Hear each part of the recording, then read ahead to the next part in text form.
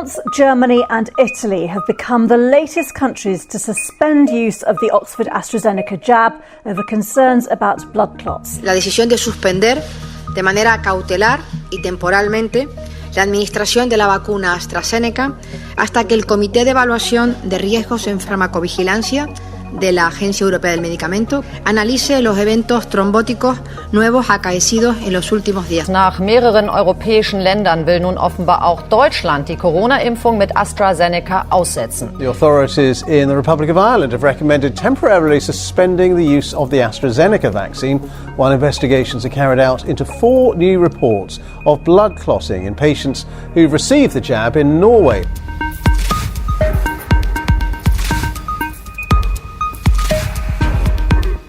Diversos países da Europa enfrentam um impasse em suas campanhas de imunização. Nesta semana, Alemanha, França, Espanha, Portugal e Itália anunciaram a suspensão temporária da aplicação da vacina contra a Covid-19 desenvolvida pela Universidade de Oxford em parceria com o laboratório AstraZeneca.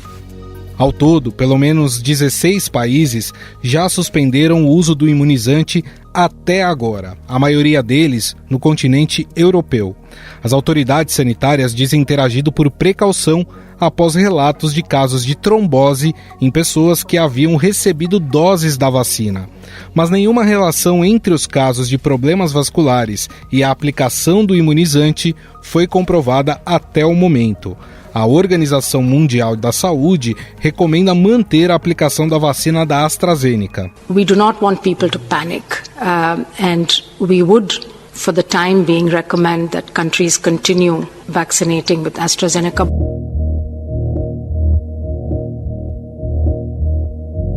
A Agência Europeia de Medicamentos também mantém sua recomendação e um comitê de segurança deve se reunir na quinta-feira para avaliar os casos.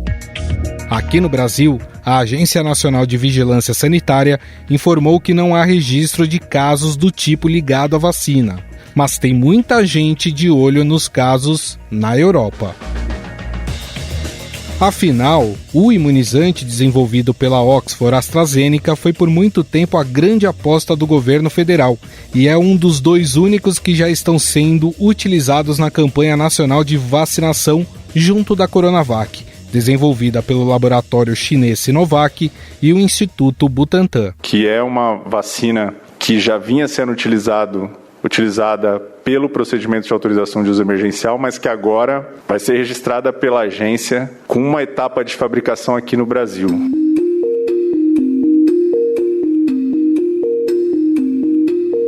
Por aqui, a Fiocruz será responsável pela produção da vacina, mas impasses na liberação de matéria-prima têm atrasado o cronograma. As doses aplicadas até o momento foram importadas da Índia e mais 8 milhões de doses importadas ainda estão para chegar. No episódio de hoje, vamos entender o que levou à suspensão do uso do imunizante da Oxford AstraZeneca na Europa e se isso afeta a segurança da vacina e se pode impactar também a campanha de vacinação brasileira. Para ajudar a explicar essa história, conversamos com a repórter do Estadão, Fabiana Cambrícoli, que vem acompanhando de perto o assunto nos últimos dias. Tudo bem, Fabi? Tudo bem, Gustavo. E você? Obrigada pelo convite. Bom, começar do começo, né? Por que esses países europeus resolveram parar de aplicar a vacina da Oxford AstraZeneca? Então, é importante ressaltar que, na verdade, foi uma decisão dos governos, né, desses países, os governos individualmente, não foi da Agência Europeia de Medicamentos. Esses países decidiram suspender temporariamente o uso por precaução depois que algumas pessoas que tinham tomado a vacina de Oxford apresentaram quadros de coágulos ou de trombose, né? Segundo a própria AstraZeneca, que desenvolve essa vacina junto com a Universidade de Oxford, foram 32 casos ou de trombose venosa profunda ou de embolia pulmonar, que ambos são relacionados à formação de coágulos no sangue, num universo de 17 milhões de pessoas. A partir desses relatos, esses países suspenderam até que fosse feita uma investigação mais detalhada se esses casos estão ou não relacionados à vacina. É importante lembrar que qualquer evento adverso, né, que é qualquer condição de saúde que acontece depois que uma pessoa recebe a vacina, ela obrigatoriamente tem que ser reportada para as autoridades de saúde do país, mesmo que não tenha aparentemente nada a ver. Pode ser assim, você toma vacina e, sei lá, se acidenta, sofre um acidente de trânsito, mesmo assim tem que reportar. Então, o que eles estão investigando é se foram casos que poderiam acontecer, que tinham outros fatores de risco nessas pessoas que levaram ao aparecimento desses coágulos, ou se foi uma reação à vacina. Então, esses países decidiram suspender temporariamente para essa investigação, mas o número ainda é considerado pequeno, então essa decisão de suspensão tem sido questionada pela OMS, por especialistas que a gente ouviu no Estadão também, então é um ponto aí polêmico se esses números justificavam já essa interrupção. Grande parte das doses contratadas aqui para vacinação aqui no Brasil fazem parte desse consórcio Oxford-AstraZeneca, são mais de 210 milhões de doses aí até o final de 2021. Já existe alguma orientação em relação ao que está acontecendo na Europa? E se aqui no Brasil tem registro de alguma reação adversa grave em relação a essa vacina? Eu conversei, ontem com a Anvisa e com o Ministério da Saúde justamente pedindo essas informações, né? A Anvisa disse que não tem nenhum registro de trombose ou de embolia pulmonar ou de coágulos com elo comprovado com a vacina. O que tem são 5 casos suspeitos de tromboembolismo, né? Que como a gente chama esse quadro, entre pessoas que foram vacinadas com a vacina de Oxford, mas já são quase 3 milhões de pessoas vacinadas com esse imunizante e a gente teve só esses 5 casos suspeitos, o que é perfeitamente plausível que esses casos podem ter a ver com outros fatores de risco, né? Tem um dado epidemiológicos americanos, né, onde eles fazem pesquisas de incidência mais robustas, de que o tromboembolismo, né, a embolia pulmonar, acontece em 1 a cada 1.000 pessoas por ano. Então, não é um evento tão raro. Ele pode acontecer em várias pessoas e pode ser uma coincidência temporal ter ocorrido depois da vacina. A Anvisa diz que está monitorando a investigação, a área internacional da Anvisa já está entrando em contato com as autoridades sanitárias da Europa para colher mais informações e avaliar. Mas, por enquanto, tanto a Anvisa quanto o Ministério da Saúde também me responderam que não existe evidência que justifique uma paralisação na campanha dessa vacina no Brasil. E é importante lembrar também, como você mencionou, que essa é uma das únicas vacinas que a gente tem, né, no nosso plano. A vacina de Oxford, que está sendo produzida pela Fiocruz, e a Coronavac, que é produzida pelo Instituto Butantan. Então, se a gente já tem um cenário de escassez de vacinas, num momento tão dramático como que a gente está vivendo na pandemia agora, interromper o uso dessa vacina sem uma evidência robusta, quer dizer, sem nenhum link forte de que esses eventos podem estar relacionados à vacina, talvez causaria um mal ainda maior, porque a gente está num momento que a gente precisa acelerar a vacinação, né, por causa do cenário de colapso no país. Então, por enquanto, a orientação e o posicionamento dos órgãos de saúde do Brasil é manter o uso dessa vacina. Eles consideram que os dados de segurança chancelam isso, né? A gente não tem evidência ainda para justificar essa paralisação. É até importante você dizer isso, né, Fabi? Porque esses casos estão sendo investigados. Não se chegou ainda a uma conclusão de que tem a ver com a vacina. Muito provavelmente, pode ser que chegue daqui 1 mês e veja que esses casos não tenham nada a ver com a vacina, não é isso? Exatamente. E, inclusive os casos na Europa, tá? Que ocorreram em países que já decidiram suspender o uso, todos são suspeitos. Não tem um único caso que a ligação entre vacina e os coágulos tenha sido comprovada. Então, realmente, a gente tem que tomar muito cuidado com isso, porque pode gerar uma sensação ruim na população, uma falta de confiança. A gente viu uma situação similar que foi quando alguns países da Europa decidiram suspender ou esperar um pouco para usar essa vacina em populações maiores de 65 anos, porque ainda não tinha dados suficientes de eficácia nessa população de idosos. O que aconteceu? Alguns idosos em outros países, inclusive no Brasil, a gente recebeu relatos, se recusaram a receber a vacina. vacina. Aí, como você falou, 10, 15 dias depois, surgiram as evidências de que a vacina é eficaz para idosos, e eles começaram a aplicar. Então, esse processo de monitoramento de evento adverso é super comum. É uma coisa que acontece porque a gente está vacinando milhões de pessoas no mundo, mas as doenças continuam acontecendo. Todo dia tem gente que tem infarto, todo dia tem gente que tem AVC ou que tem um caso de coágulo. Então, assim, a gente não pode, de cara, já associar isso com a vacina. E a gente tem que ter muito cuidado. Claro, todos esses casos exigem investigação e a gente está acompanhando isso, a imprensa, as autoridades de saúde, mas não é o momento de se negar a usar essa vacina, porque, como você falou, daqui a poucos dias ou semanas a gente já vai ter provavelmente uma conclusão sobre essa situação e os números até agora indicam que possivelmente não tem um elo com a vacina, né? Então a gente tem que ter cautela, acompanhar as investigações, mas sem causar pânico ou uma situação de como se a gente não pudesse mais confiar nessa vacina.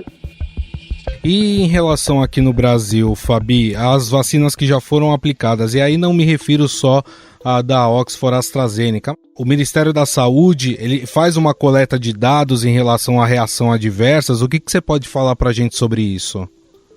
Então, ontem o Ministério da Saúde ele divulgou o primeiro boletim de monitoramento de eventos adversos relacionados às vacinas da Covid. Como você disse, inclui tanto a vacina de Oxford quanto a Coronavac. E até é interessante a gente falar sobre esses números, porque fica bem claro que evento adverso não quer dizer que é um efeito colateral da vacina. É qualquer evento que aconteceu no período de pós-vacinação e que precisa ser investigado, mas que geralmente não tem relação com a vacina. Então, na verdade, esse balanço é do primeiro mês da campanha de vacinação, então é entre o dia 18 de janeiro e 18 de fevereiro. Nesse período foram aplicadas 5,8 milhões de doses, e foram registrados 430 eventos adversos graves. Isso representa 0,007% dos vacinados. Então, assim, essa incidência já é super pequena. Mas o que é interessante? Quando você pega esses 430 eventos adversos, dentre eles tem 139 mortes. 70% dessas mortes já está comprovado que não teve nada a ver com a vacina. Então, teve gente que morreu de infarto, teve gente que morreu de câncer, teve gente que morreu de Covid, porque não tinha dado tempo ainda de desenvolver a imunidade, porque demora algumas semanas. Então, 70% dessas mortes já foram descartadas, né, de ligação com a vacina, mas você vê que ainda assim elas tiveram que ser reportadas, porque é o procedimento padrão no caso de qualquer vacina e de qualquer medicamento. Então, além desses 430 eventos adversos graves, a gente teve também 20 mil eventos adversos não graves reportados. Isso geralmente é o quê? Dor no local da aplicação da injeção, dor de cabeça, mal-estar, coisas que a gente também costuma sentir depois da aplicação de uma vacina, porque a vacina estimula o nosso sistema imunológico a agir, então é comum que isso aconteça. Ainda assim, os eventos adversos não graves, eles representam só 0,34% dos imunizados, né, dos 5,8 milhões de doses aplicadas que eu mencionei. Então, assim, é um número pequeno, a maioria deles provavelmente não tem relação com a vacina, e os que têm são essas coisas muito locais, né, essas reações locais, dor de cabeça e tal, e que passa rapidamente. É importante monitorar, tanto a Anvisa quanto o Ministério da Saúde monitoram, porque é importante você ter até isso em bula, né, quando a gente vê ali nos possíveis efeitos, falar tantos por cento das pessoas têm dor de cabeça, tantos por cento tem dor muscular. Isso faz parte do monitoramento e isso não quer dizer, né, quando a gente vê o número pode parecer um pouco chamativo, mas dentro do universo que foi vacinado, não é significativo e não tem relato de nada grave, né? O próprio Ministério da Saúde fala, e a Anvisa também nesse boletim, que não tem nenhum registro de evento adverso grave comprovadamente relacionado às duas vacinas que a gente está usando aqui. Perfeito. Essa é a Fabiana Cambricoli, repórter aqui do Estadão. Fabi, gostaria de agradecer você mais uma vez. Muito obrigado, viu? Eu que agradeço pelo convite. A gente segue aí cobrindo e monitorando essa história no Estadão. Nos próximos dias a gente deve ter até mais novidades.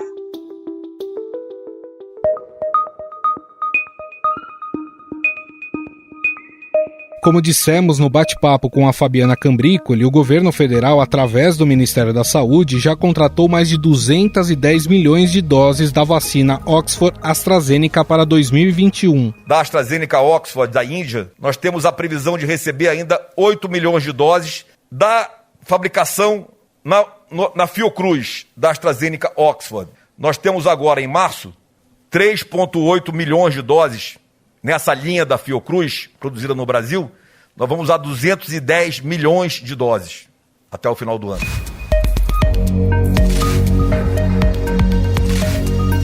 A partir do segundo semestre deste ano, a Fiocruz prevê a incorporação de toda a tecnologia de produção. E aí, a fabricação do imunizante será feita 100% no Brasil. Afinal, qual deve ser a atitude do país em relação à vacina Oxford-AstraZeneca? Houve uma precipitação de alguns países ao interromper a imunização? Sobre o assunto, converso agora com a vice-presidente da Sociedade Brasileira de Imunizações, Isabela Balalai. Tudo bem, doutora? Olá, Gustavo, tudo bem? Doutora, essas reações adversas mais graves podem acontecer em menor escala no universo da vacinação que temos hoje contra a Covid? Então, Gustavo, um dos principais inimigos das vacinas, seja a Covid ou qualquer outra, é a coincidência, né? É a relação temporal entre a aplicação da vacina e qualquer evento que possa acontecer com essa pessoa. Se todos lembrarem, lá no começo teve a notícia de que idosos teriam morrido depois de receber a vacina na Inglaterra, logo que começou, e não foi com a AstraZeneca, foi com a vacina da Pfizer. E o que é importante é saber que, sim, a vida continua normal, né? As pessoas podem infartar, podem ir ao óbito, podem se infectar com o vírus da Covid, podem se infectar com outros vírus, ou, no caso aqui, podem ter uma trombose. O que a gente faz, o que é considerado assim, importante pilar para a segurança da vacinação? É a investigação. Mesmo entendendo que, por exemplo, nesse caso da trombose, não há nenhum risco teórico, né, nenhuma explicação nem teórica para a gente pensar que a vacina pudesse causar esse tipo de manifestação. Mas a investigação é obrigatória para que a gente possa afirmar que não houve relação causal. Então, o que é essa investigação? Primeiro, saber se essa pessoa tem algum fator de risco. A trombose é uma coisa que acontece e não é rara na população, e também, além de conhecer e investigar melhor a causa dessa trombose nessa pessoa, é olhar qual é a estatística, qual é a incidência de trombose naquela população, naquela faixa etária, naquele grupo étnico, enfim, naquele país, naquela cidade, etc.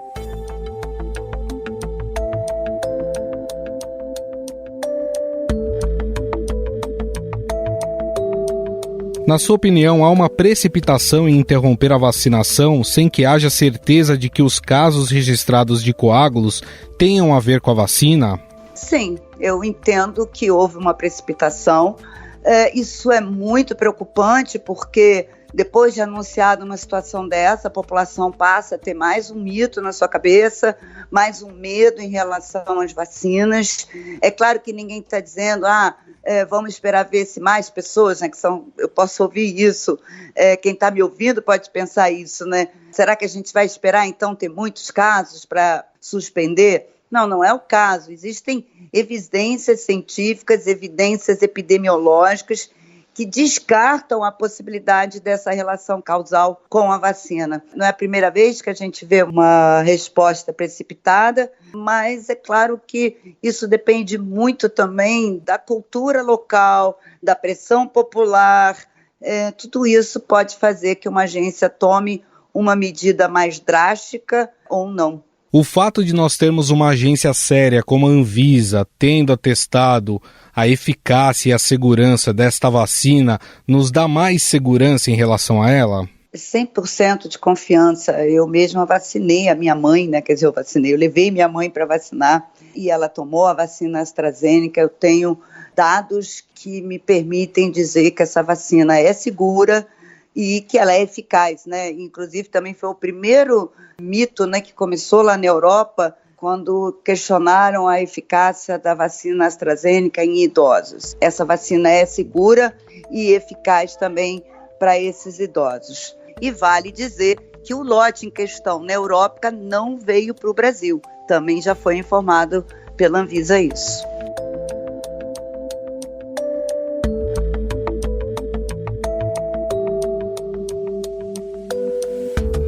Nós temos visto, doutora, muitas fake news, principalmente nas redes sociais, né? De pessoas que falam, fulano tomou a vacina e depois pegou Covid e ficou em estado grave, ou até veio a óbito. É importante a gente falar sobre a questão da janela de imunidade, né? Em que a pessoa toma a vacina e existe um período em que ela ainda está apta a ser contagiada. Não é isso, doutora? Super importante você colocar isso, né? Porque nenhuma vacina é 100% e existe a janela imunológica. Quer dizer, com a primeira dose, eu não atinjo a eficácia esperada, a eficácia total da vacina, e eu preciso de pelo menos 2 semanas depois da segunda dose para garantir aquela eficácia prometida por cada uma das vacinas. Então, numa pandemia com o número de casos absurdamente aumentando, como vivemos hoje, e as pessoas circulando e confraternizando, saindo de casa sem um motivo essencial, a gente vai ver muita gente se infectando e, quem sabe, infelizmente, até morrendo antes de receber a segunda dose. E é importante também a gente lembrar, né, doutora, de que a vacina ainda é a principal ferramenta que nós temos no combate à Covid-19, né? A vacina é, sim, a nossa principal arma contra a Covid-19. Aliás, vamos mudar a palavra arma. É a principal ferramenta, né? A principal estratégia é a vacinação da população.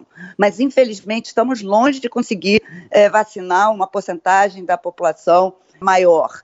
Então, hoje, nós temos mais uma fundamental ferramenta, que é o distanciamento social e o uso de máscaras. É, nesse momento, não confraternizar nem com familiares. É usar máscara em todas as situações de convivência social, mesmo que em casa, se aquelas pessoas, né, circulam cada um para um lado. Hoje, apesar desse foco todo que a gente, né, que preocupa demais dessas festas, dessas aglomerações, eu percebo que a população não se vê em risco recebendo amigos em casa, muito menos familiares. E aglomeração é isso. Muito bem, nós conversamos com a vice-presidente da Sociedade Brasileira de Imunizações, Isabela Balalai. Doutora, gostaria de agradecer mais uma vez a sua atenção. Muito obrigado. Um abração, eu que agradeço a oportunidade de buscar orientar, né, informar melhor a população.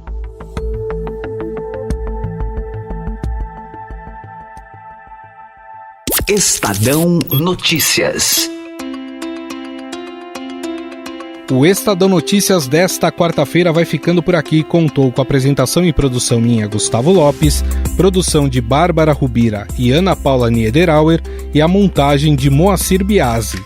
O editor do núcleo de áudio do Estadão é Emanuel Bonfim e o diretor de jornalismo do Grupo Estado é João Fábio Caminoto.